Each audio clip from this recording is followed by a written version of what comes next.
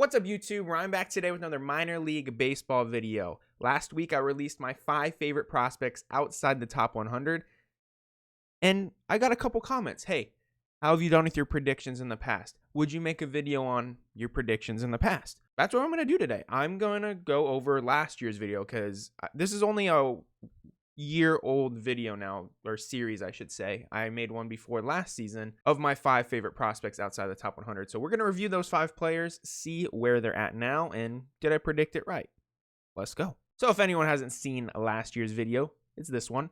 And yeah, we're just going to go through it here pretty quick, and we're going to jump into our first player right now, and that is Blaze Jordan. All right, our first player is Blaze Jordan, and I did get this prediction incorrect. So Blaze Jordan, he is number 9 on the Red Sox list. This is still the 2022 list, so I do expect him to move up a little bit on this list, but maybe not much. But he is outside of the top 100, so I was incorrect on Blaze Jordan.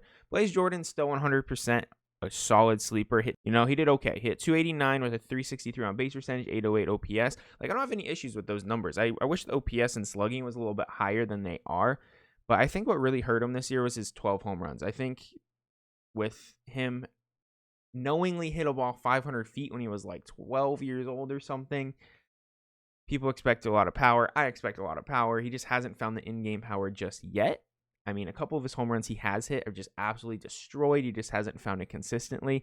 So I think that's probably why he's not on the top 100. I think he definitely would be, or can be, even this year if he does step up those in-game power numbers, because that's kind of the type of player he is. Like, he's not a singles hitter.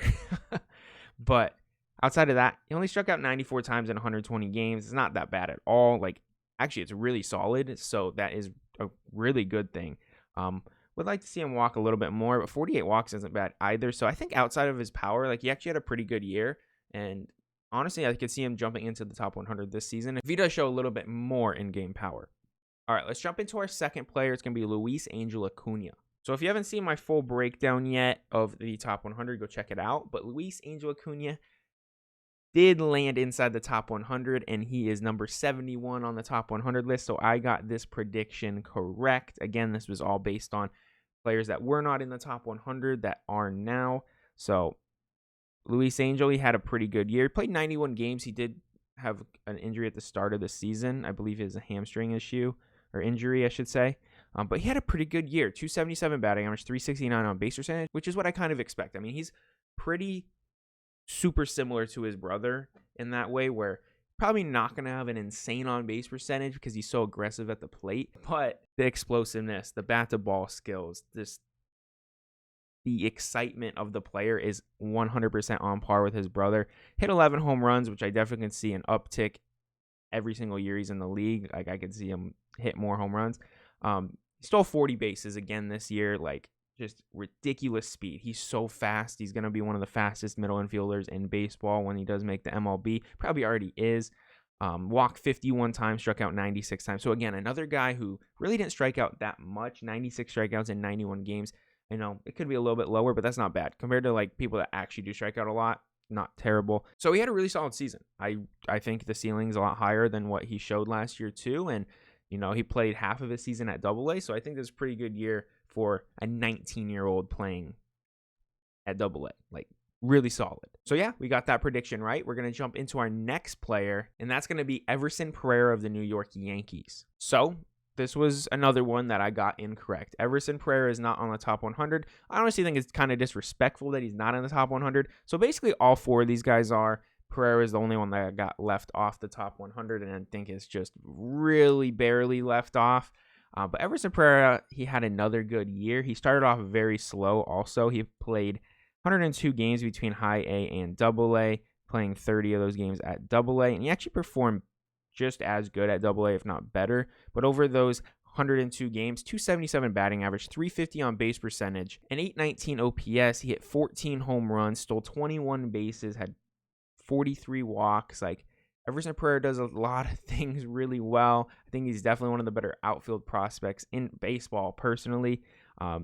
Like I said, he had a down year. I think this is probably, I don't want to say it's his floor because that's hard to say when you still do this well, but this honestly could be Everson Pereira's floor at an 819 OPS. It's just ridiculous.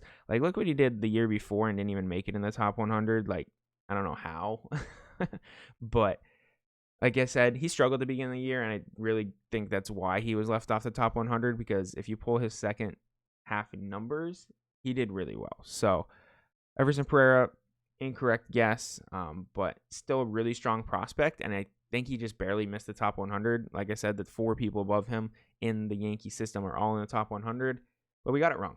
On to our next player. Let's talk about Pete Crow-Armstrong. So Pete Crow-Armstrong, he was not in the top 100, and now he lands inside the top 30. So this is one I definitely nailed. He's only 20 years old. He's still at high A. I definitely think he starts at double A this year at a minimum. Well, I can almost guarantee he starts at double A. But anyways, last year over 101 games, 312 batting average, 376 on base percentage, which I do expect to go up. It's still not bad. Like no one's going to get mad at you for having a 380 on base percentage. But I do expect it to be a little bit better. But what I did love is he hit 16 home runs. This is something I did not expect. I expected him to hit like 8. Absolutely showed that he has way more power in the tank. I always knew he had power, but I didn't think he'd hit 16 home runs yet in his career. I do think he'd be a 20 home run guy in the MLB once he gets there and develops, but way earlier than I expected, so absolutely loved that. He also stole 32 bases, and he had 10 triples. The dude absolutely flies on the base paths. Just ridiculous. He did strike out 102 times in 101 games, which, again, it's not bad. Like, 1 per game is, like, super acceptable in 2023. So that's not too terrible. I do wish he would walk more. So that's something I do want to see him improve on this season. I think stepping up to the competition this year, I think he did well, but I think he could do a lot better still. And he, like I say, he could do a lot better when he jumped literally from outside the top 100 to the top 30. But I still think he can do a lot better, especially on the on-base percentage category. Like, I could easily see him be a 400 on-base percentage guy, just because I know he can take walks. I just think he was really excited this year from coming off missing all last season, and he just didn't want to walk for whatever reason. So I do expect that to improve next season for him, or this season, I should say. But yeah, nailed this one on the head from outside the top 100 into the top 30. Yes, absolutely love that. Let's jump into our last player, and that is Vaughn Grissom. So Vaughn Grissom, outside of the top 100 last season, this season, I have to show his MLB stats because he's in MLB now. So when I predicted Vaughn Grissom, he was only at high A, and now he's playing in the MLB, and he played super well. I will say he did touch the top 100. He was the 100th ranked prospect before he got brought up. But look what he did last year. Over 96 games at the minor league level, hit 324 with a 405 on base percentage, 899 OPS, 14 home runs, 20 doubles, stole 27 bases, walked 36 times, only struck out 54 times in 96 games. That is ridiculous. Just absolutely owned the minor leagues. And he played 22 games at Double-A. He was so good, they brought him up to the MLB, and he exceeded expectations. Like, over 41 games. This is someone that started in high A and barely even played any time at Double-A. I was shocked when he got brought up. He did awesome. Over 41 games, 291 batting average, 353 on base percentage, 792 OPS. Yeah, you look at that, 792 OPS is not great, but from a guy who's 21 years old who played 20 games at Double-A before getting brought up, that is absolutely phenomenal. Phenomenal. He had 5 home runs in that time as well, stole 5 bases, walked 11 times. And again, the strikeout rate, 34 strikeouts in 41 games. It's an uptick from his minor league numbers, but less than 1 a game as a rookie. Insane bat-to-ball skills. Vaughn Grissom, another one nailed on the head. I expect him to have another good season in the MLB. And now he's like officially hyped. Like, his Bowman Chrome autograph, when I predicted this, was like $39, I think I saw in my video that I posted. It touched $500 at one point in a PSA 10 when he got brought up to the MLB. Like, absolutely ridiculous.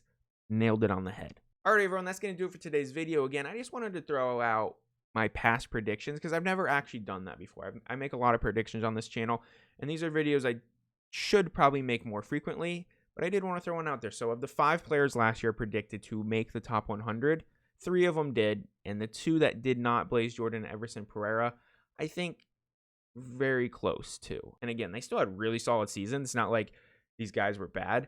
but just barely outside of top 100 still. But the 3 that did make it absolutely made a huge boom, especially Pete Crow-Armstrong inside the top 30 now, and Vaughn Grissom playing at the MLB level and did big things for the Braves. Got playing time in the postseason. Like, yes. So, yeah. This is more for you guys. I want to make this video to show that my predictions last year were pretty solid, not bad. So hopefully this season with my 5 prospects, which were Cole Young, Benny Montgomery, Aaron Zavala, Edgar Cuero, and Mason Montgomery, hopefully we see them inside the top 100 by the end of 2023. All right, everyone. Thank you all for watching. You have a great rest of your day. See ya.